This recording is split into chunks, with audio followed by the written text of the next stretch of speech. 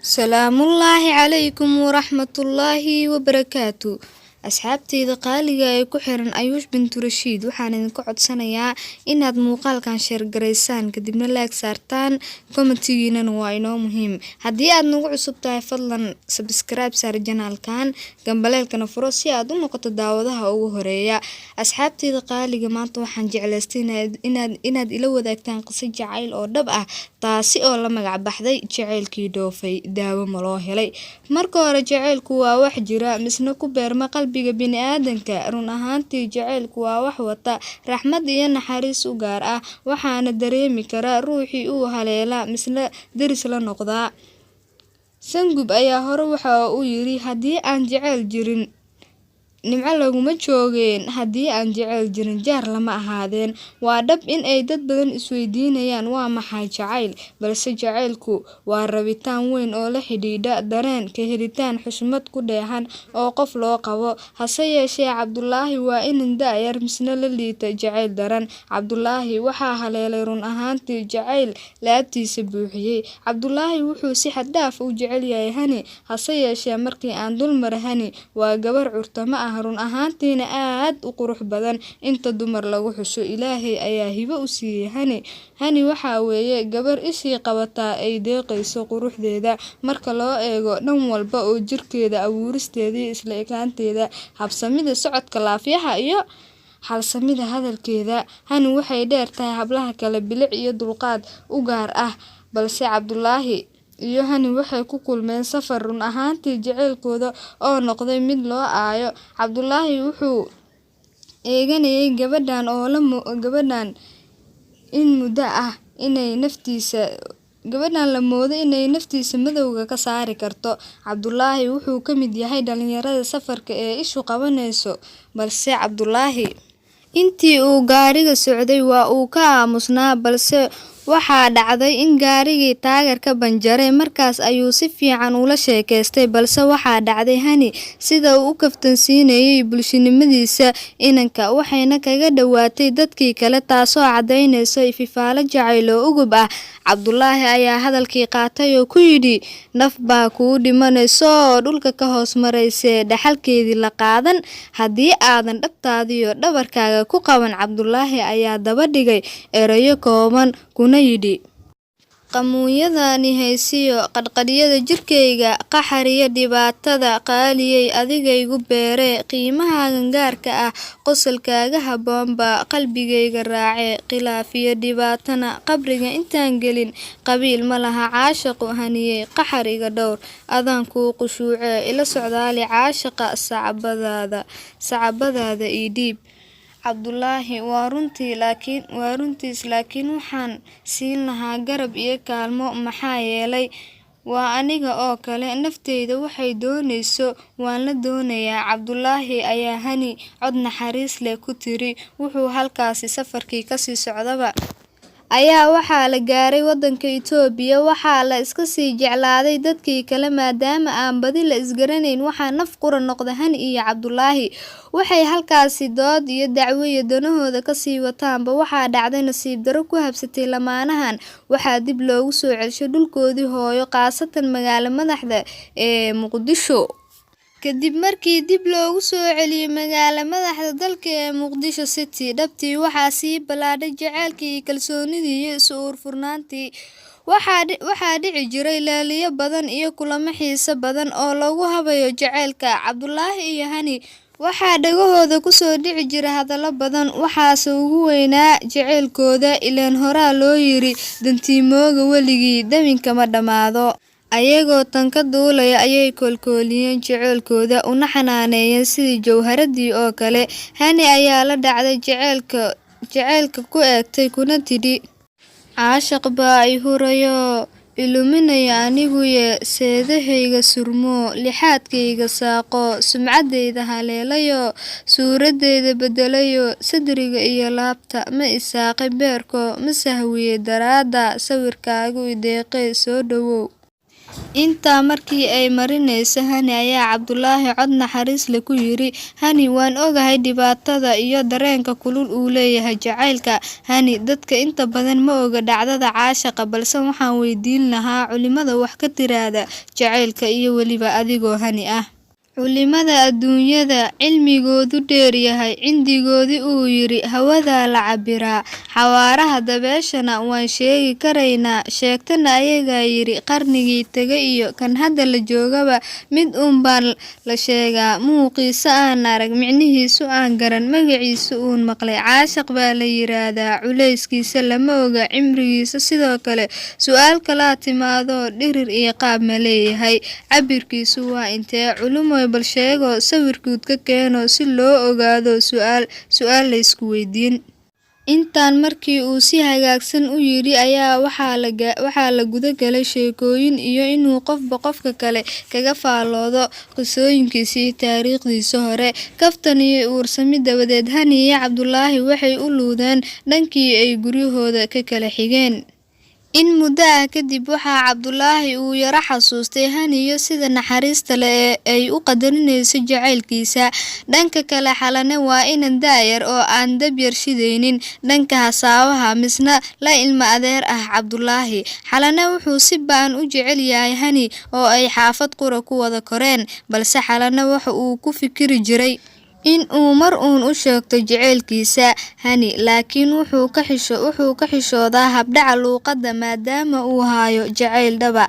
Hase ahaatee horaa loo yiri waxaad qarsataahi way ku qarsadaan. Xalane wuxuu ogaaday in Cabdulaahi iyo Hani lamaane nafta u dhaxaysa yihiin. Maxay noqon Allahayow naf jacayl ku nuxuusay.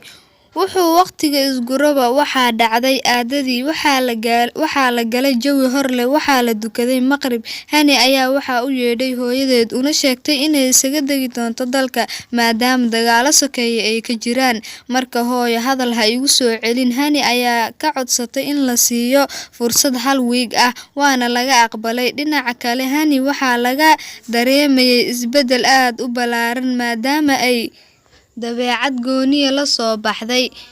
Hani ayaa u soo kici tintay dhankii uu kaga bidhaamiyay gacaliyaheeda Cabdulaahi si ay wax ugu sheegto arrintan ku soo korodhay nolosheeda ee la xiriira safarka kediska ah, balse waxaa dejiyay Cabdulaahi kuna dhiirigeliyay inay baxdo, waayo wax kasta jacaylkeena ka weyn. Hani waxaan ku oran lahaa adigoo degan gacaliso, dhaqaaq toobiyaha qaad, dhulka taakataakee, dharaartii dhallaannimo, malaa'igu ha ku dhoortee, wax ku dhiba Ilaahay kuuma soo dhoweeyo, qadiidkaba midaan dhicin, dheeldheeliyow raac, dhoof nooli kulantee, ha dhantaalin caashaqa, dhaqso iigu soo noqo. Hani ayaa la yaabtay erayada uu soo qaatay Cabdulaahi iyo sida uu ugu duceeyay, ayaduna kama ay bayrine way tusaalaysay. Hadduu beerku qaybsamo barbaan adiku siinaa, wadnahayga bidixdana waan ku bedelilaa, kagana waan la bixilaa. Hadduu beerku qaybsamo barbaan adiku siin lahaa, wadnahayga bidixdana waan kuu bedeli lahaa, kaagana waan la bixi lahaa. Waa booli dhiiguye kaalamaan baqiileen, naftaan laba bahood noqon, barkaagaan ku siin lahaa, biyo haddaad cabaysana bisinkaan ku dari lahaa, bidhaantaada faatixo bood baan uga dhigi lahaa. Ilaah waxaan baryayaa adduunyada basar iyo barqad inaad ku waarto, aakhirana bishaariyo jannadii inaad ku baridaa. Hani maalintaas taariikhda baalmadow ayay uga gashay, waayo waxa ay ka fogaanaysaa jacaylkeeda ifka ugu horeeyay. Waxaa qalbigeeda ku soo dhacayay erayo aad u kiciyay laabteeda, ka ilmeysiiya mar walba, kuwaasoo ah hadal waalid ma diidi karo, habaar adag buu dhalaa, hawraarta ma yeeli karo, jacaylkana wuu i hayaa, hadday arrin igu habsatay xageen talo ka keenaa, allow sahal umuuraha. Dhanka kale Cabdulaahi oo sanka la raacay leedha caashaqa iyo kala windhalistiisa, Haddaan ooyo oo baroordiiq diro waxyeellada iyo baaqa yaa ii garan. Waxay saacadba saacad ku sii ballamiso. Waxaa soo iftiintay cadceeddii oo shaaca ka qaadayso maalin cusub oo murugo leh. Cabdulaahi wuxuu u soo hadaafay xaafaddii Hani. Markii uu yimid nasiib wanaag wuxuu helay Hani. Isbariideen kadib waa la wada fadhiistay. Hadalkii waxaa qaaday Cabdulaahi oo yidhi, sheeko waaye Haniyey aan ka higagee ma ii qalmaysaa. Hani ayaa tiri, naf baa ku haybinayso kuu hamuun qabtee hadalkaaga i deeqsii. Cabdulaahi ayaa dhahay, gacaliso waxaa jira adduunkan jacayl iyo nacayb, murugo iyo farxad, guul iyo guuldarro iyo weliba kan ugu daran oo ah kala geeye. Haniyey nin haween jeclaaday, hawl iyo dhibaatiyo weyn maaya hadimee. Waxaan kaa codsan lahaa in aad xaq dhowrto jacaylkeena meel kastoo aad dunida ka joogto. Ifka hibo ku noolow, aakhirana halkii roon. Dardaaran weeye hadalkuye dulucdayda adkay. Cod kale waxaa jira daacad iyo jacayl dhaba, damqashiyo dareen gooniya. Wadnahayga saaqee waagii soo guduutiyo, markaan seexdoon kaco qalbigaygaad surantahoo si kaleeta ha u qabin. Wuxuu waqtigii isguraba, waxaa la gaaray xilligii bixitaankii Hani, balse Cabdulaahi oo wax walba ka dheregsanaa ayaa soo abbaaray gurigii Hani. Maadaama ay ahayd qofka keliya uu ku kalsoonaa, Hani waxaa soo wada dhaweeyay ehelkeeda qaar ka mid ah uu ka dhex muuqday Cabdulaahi. In cabaar ah kadib waxaa la gaaray garoonkii ay ka duuli lahayd Hani ee 11:00 subaxnimo, balse intii aysan duulin ayaa waxaa dhacday qiso la yaab leh. Dadkii iyo eheladii Hani in jacaylka nafta loo huri karo ay ku aamineen. In jacayl loo huri karo naf dhan. Cabdulaahi oo murugo ka muuqata ayaa yiri, anna waan ku sugayaa, soo noqo adoo nabada. Hani oo ilmeynaysa ayaa soo noqotay oo ku dhiirigelisay Cabdulaahi, aan baxaye soodka inaan eebbe igu qadin, adiguna i aamin axdigana ha fududayn. Allah waxbaa ka dhacay wallaahi. Waxaa garoonka cagaha ka qaaday diyaaradii ay saarneyd Hani. Waxaa saa'id u shaqeeyay wadnaha Cabdulaahi, waxayna la noqotay gudcur dambe ee habeenimo. Indhaha oo aan geed arag. Cabdulaahi qudhiisa aad buu u jeclaa Hani oo arrintiisu ma ahayn dhalanteed, ileen qalbi daacad ah ma quustee. Cabdulaahi waxa uu u sheegay in uusan iloobi doonin, uguna imaan doono halka ay joogto si uu u guursado. Cabdulaahi asagoo yaaban ayuu soo laabtay. Wuxuu soo luudaba wuxuu si haleele ah isugu tuuray sariirtiisa. Walaalkii ka yaraa buu u dirsaday kaniini qandho jebin ah. Alla jacayl dhoofay, daawo ma loo cunaa. Isaga oo jirroco ay ka kacaysa buu yiri, maalintaad baxaysay magaalada ka dhooftaa, muxibbo kuu jaleeco, miyirkaan lahaa iyo maankii ku raacee. Intaad iga maqan tahay ma seexdo habeenkii, waan soo miir kacayaa. Mugdi baan habeenadan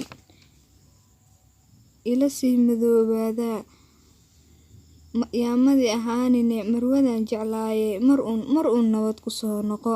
Intaa markii ay arrintu maraysa ayuu Cabdulaahi ku dhiiraday sida uu ugu dabatagi lahaa lamaantiisa si uu mar qura dhaayaha u saaro. Run ahaantii waxaan ahaa mid aan waxba kala socon nolosha qiimaheeda. Waxaan ahaa mid dhegdhegeeya erayada jacaylka ee inta badan bulshada aadka uga hadlaan, khaasatan dhalinyarada. Balse wuu ii haleelay jacaylo, waan hubaa kalgacalo way hayaa dhibtiisii. Run ahaantii nolosha dhadhan kuma laha keli. Sidaa darteed haddaan baalan lahaan lahaa sooma duulayn, haddaan baaxad leeyahay badda sooma guurayn. Baxsantaan jeclaa baa agteeda layga baaqayaa buu yiri.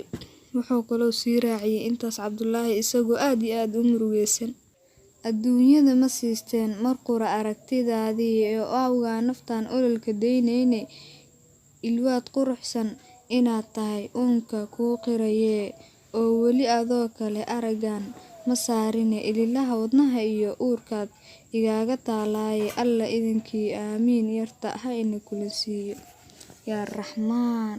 Intaa kadib Cabdullaahi wuxuu u beedhay arrimaha jaceylka iyo siduu isku dhaafin lahaa waqtiga, ileen wuxuu dhex maquuranayaa badweyn jaceyl oo mowjadaheeda leh, balse horaa loo yiri samraa sad leh. Cabdullaahi asagoo qiiraysan ayuu mariyay tixdan yar oo macaan: jaceylkaygii dhoofayey, dhaxalka aan u helayey, idhaansaday waayahan, dhibaatada iyo qaxarkiyo dhaliil dhaba uma hayo, dhudhun intay ii jirtana ka dhowrsan maayo aniguye, ileen waa dhigaygee, dhalaan hadday cayaaraan, dhaxda ay tidhaahdaan, runtii waxaa jira wanaag, dhabtii waan dhoofayaa, dhex yartaan jeclaa baan dhabteeda doonayaa. Cabdullaahi waxa uu go'aansaday inuu baadi doono jaceylkiisa, balse waxaa oran lahaa Allow mar kuu sahal muraadkaaga kuuna yeel. Daawada ama akhristow aamiin dheh adiguna. Allahayow naf jaceyl ku naxuusay, balse Allahayow sidii roon yeel. Aamiin aamiin aamiin. Fadlan share gar muuqaalkan haddii uu ku soo gaaro. Haddii aad nagu cusub tahay, fadlan janaalkan subscribe saar, gambaleelkana furo si aad u noqoto daawadaha ugu horeeya. Waana mahadsantahay. Qisadani qisooyin kale oo la yaab leh oo xiiso badan waxaad kala socon doontaa janaalkeena Ayuush Bintu Rashiid. kalgacaylku dheh maahan, dhalal aragga muuq maahan,